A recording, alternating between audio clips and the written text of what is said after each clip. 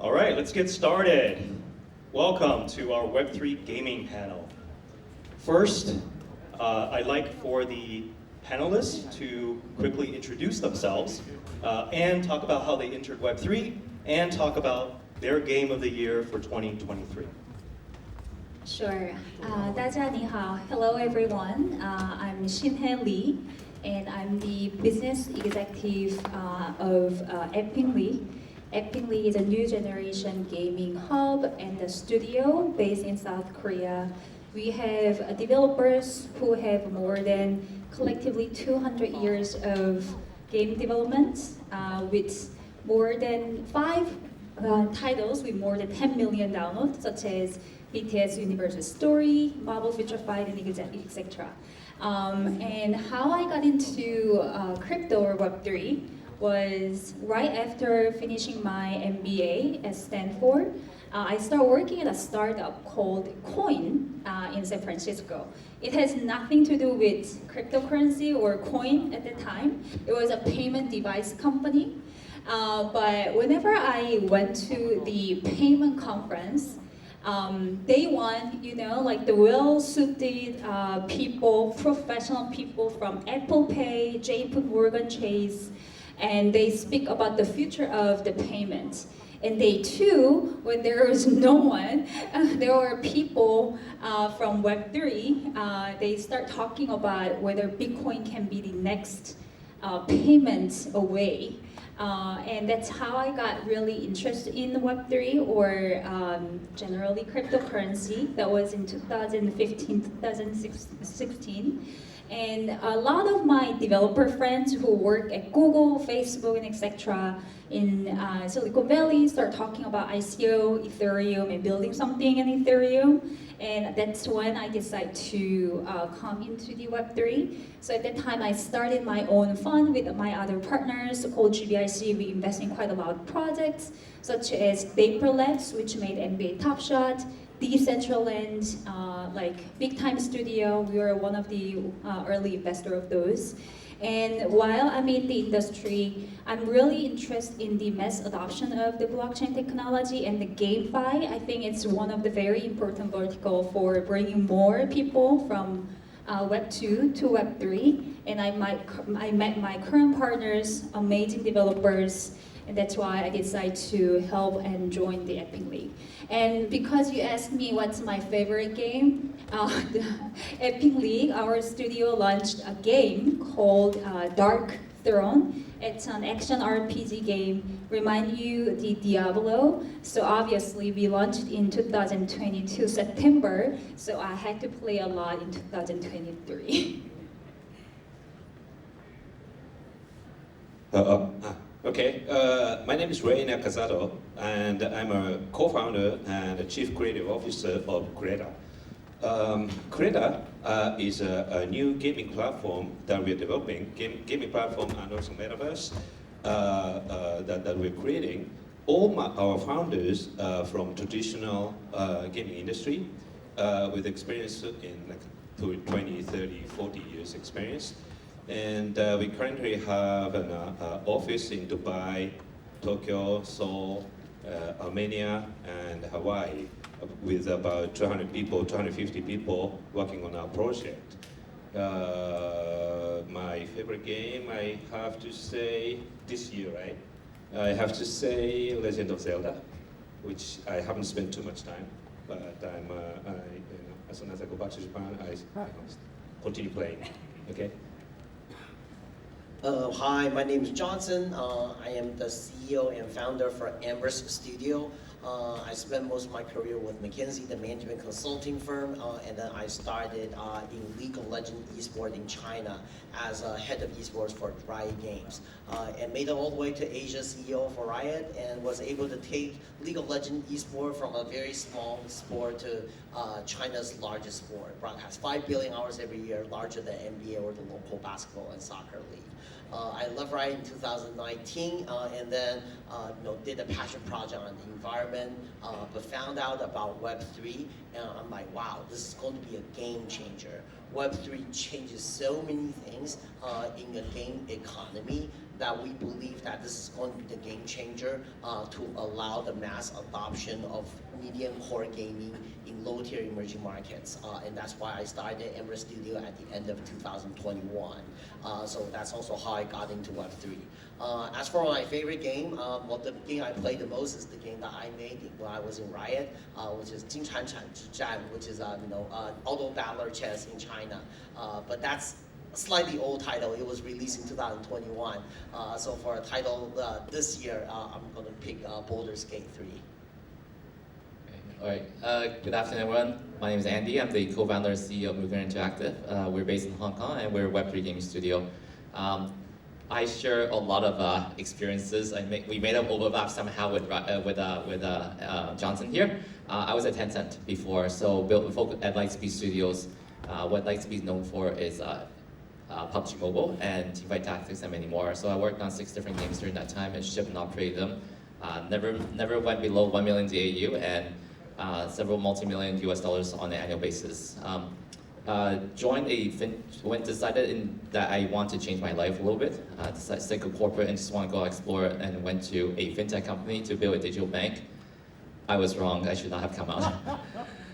It was really, again, if you had built a fintech product before, a lot of regulations, a lot of things to consider and it was not as fun as games. And that's how I decided I want to go back in gaming, but do a little different. So I decided to venture into Web3 and start changing the way people are playing games and using technology to enable people to understand asset ownership as well as liquidity and interoperability.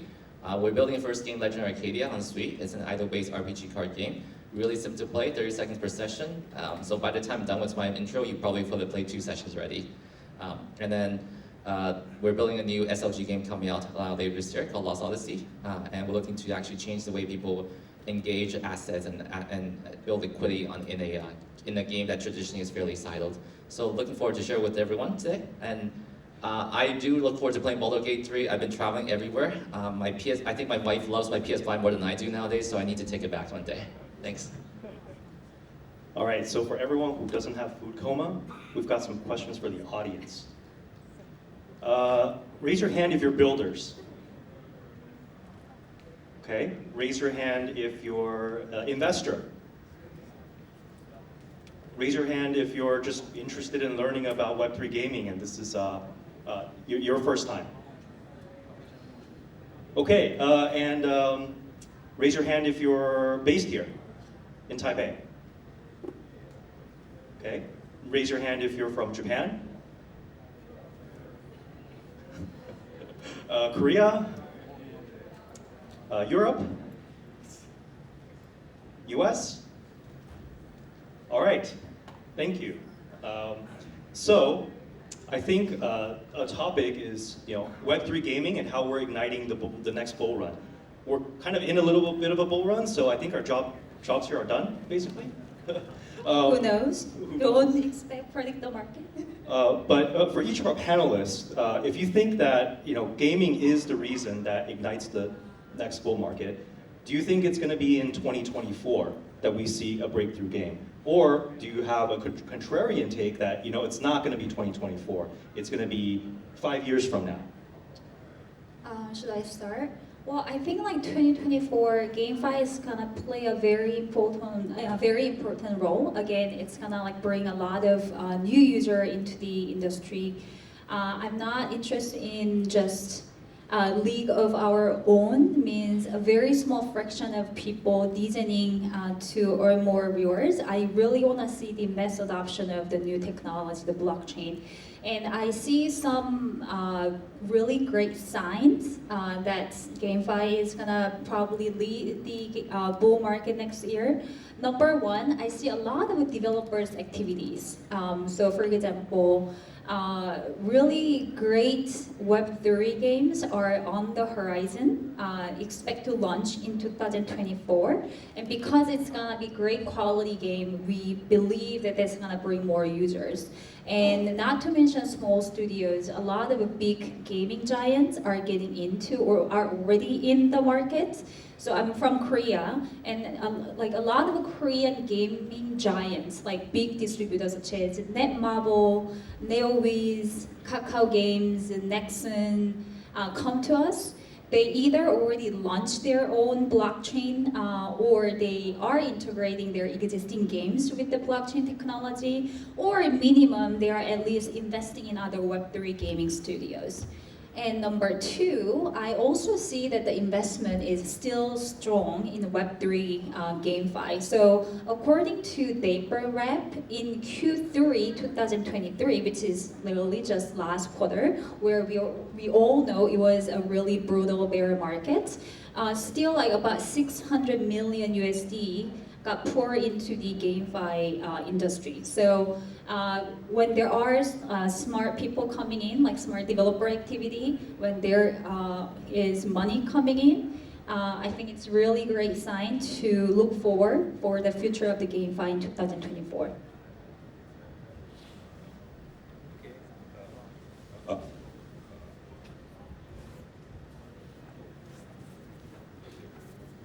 All right. Yeah, I think there are said to be about 2 billion gamers in the world, right? And if those 2 billion this traditional game industry is 2 billion gamers with 200 billion revenue, right? Something like that, right? So if we could bring a fraction of that people into Web3, that'll be huge, right? So since we are all from a traditional gaming industry, we are trying to bridge those gaming communities of the traditional gaming world into Web3, right? So 24, I think this transition will take probably some time. So we could introduce some epic games on 24, but then it's going to probably take 1 or 2 years to bring those people in to make a meaningful industry, like mass adoption. It'll probably take a couple more years. That's my guess. My view, well, I'm sure GameFi will play a huge part of this next bull cycle.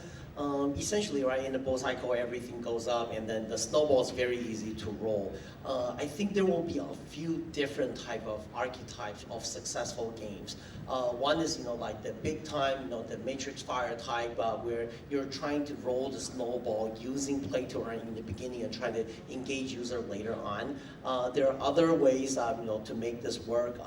For example, like say more gambling, earning related games using open ledger to establish credibility.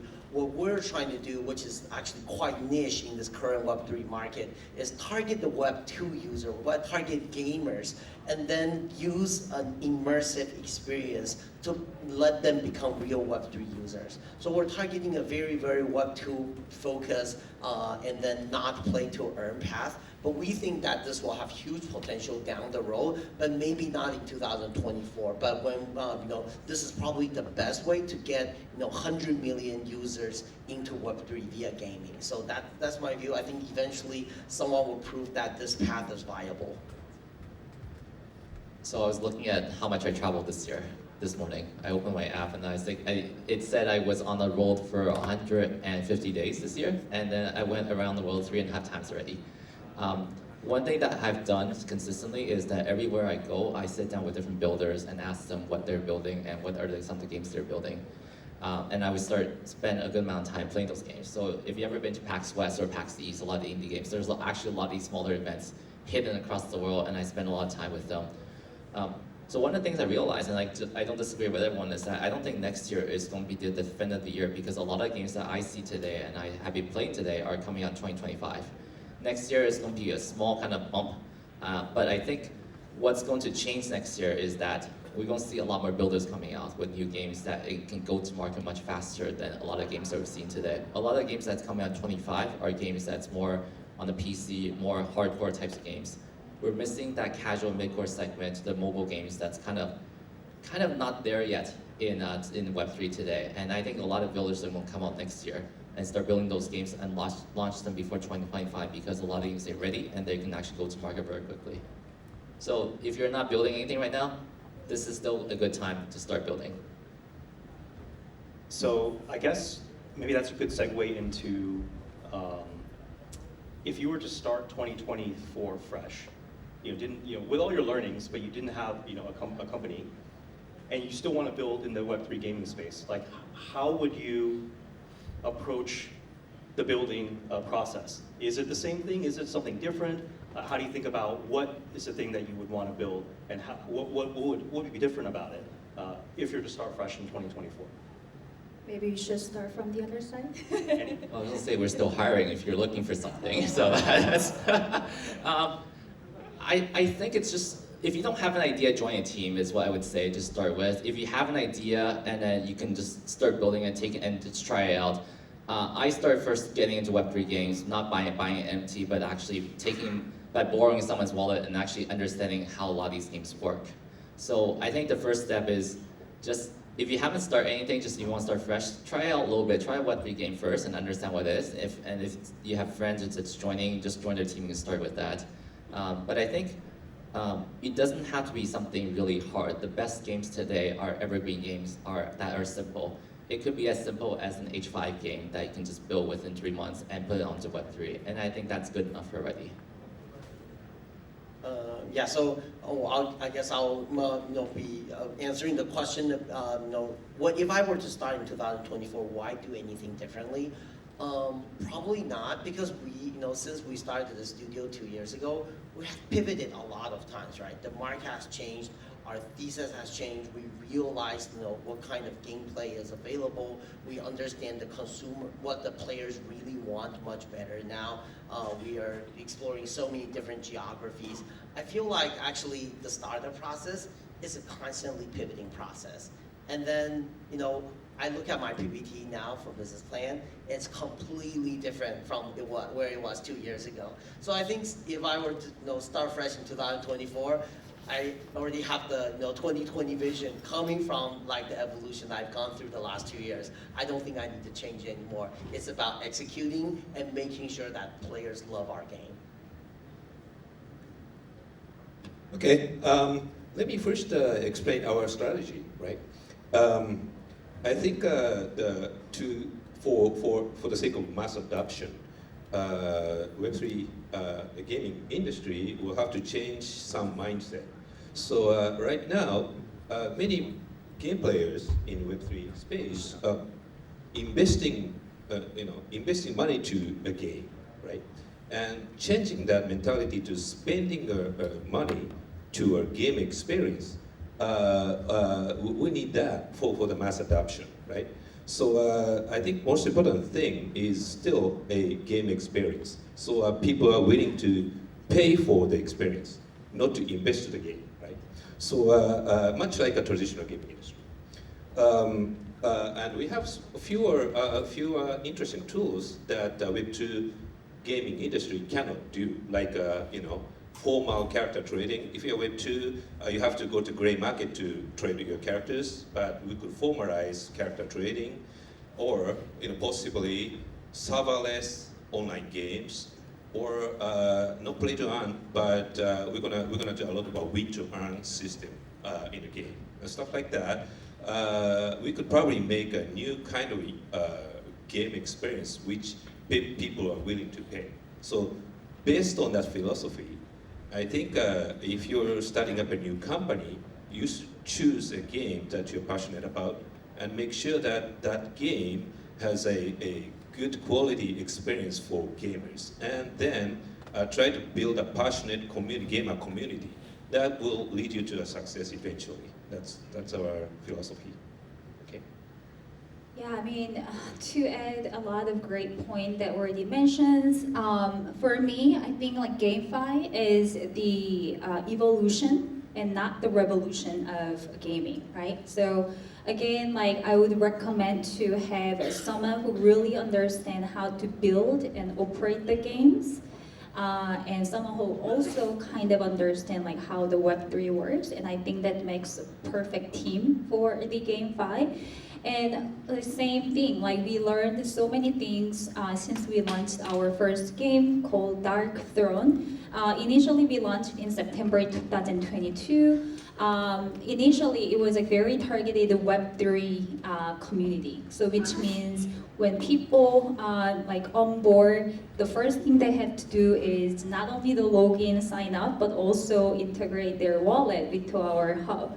But then later, we realized it's not working that way because number one, there are not many real gamers in Web3, especially with the bear market hits after the FTX and Terra the events.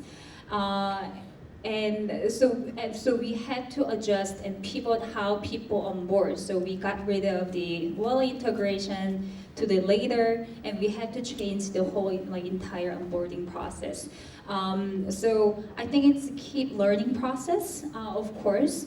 But if I would love to share some of the learnings that we have is number one, like the community really matters. So if you're building a new studio, I would love you to think about how you're gonna engage and work with the community.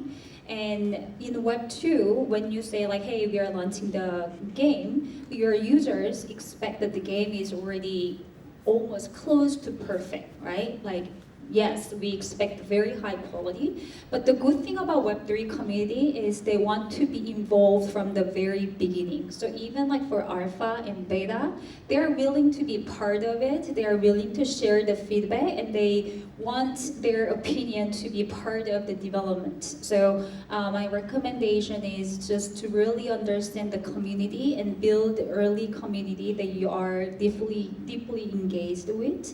And number two, I've seen a lot of projects suffer because of the blockchain that they chose. So for example, Solana, a lot of games that chose Solana in 2021 and 2022, they suffered, right? I would recommend to consider a lot of things such as like scalability, fees, and your networks, the grants that you can get, and a lot like the maturity of their own ecosystem to choose the right and the best ecosystem and blockchain that you build your games on.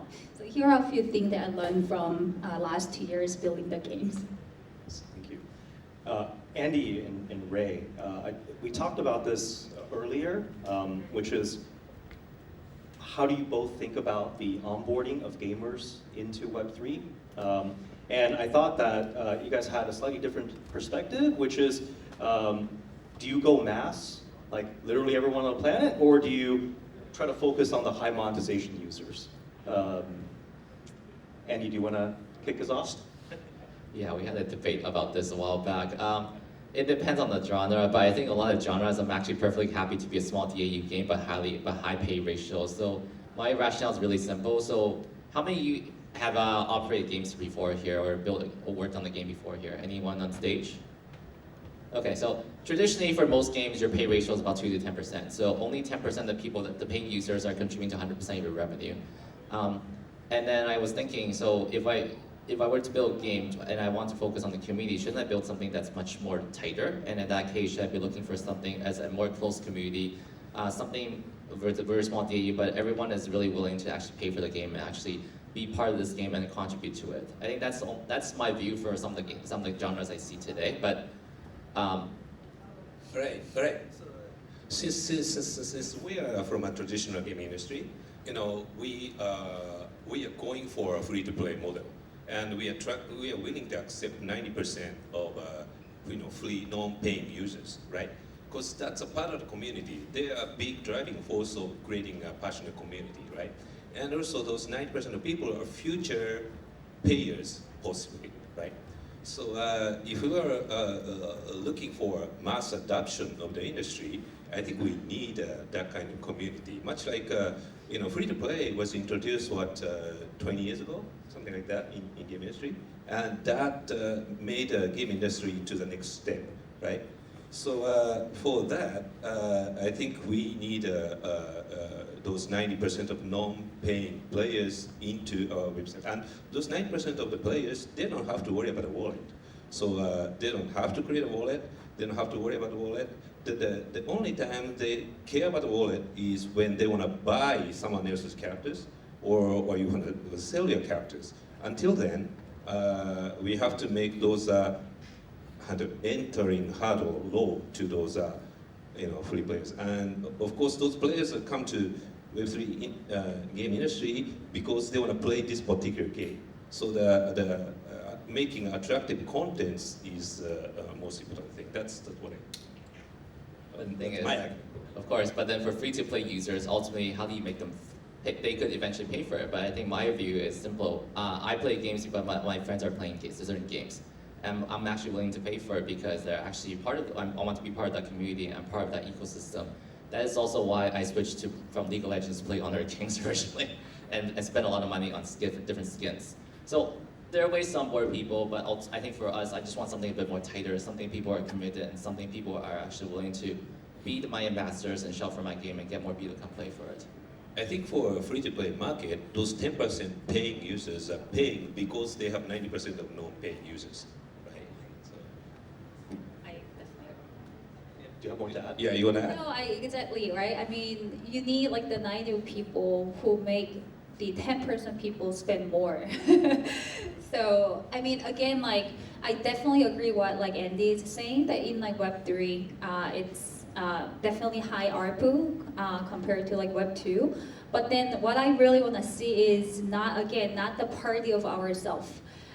We have like 30 billion gamers, and I don't want to see just like only a few like millions of people are designing just because of getting the rewards. I really want to see how games will bring more people into the blockchain and crypto space, just like how games did for mobile and internet as well. So I just want to get out of the league of our own party.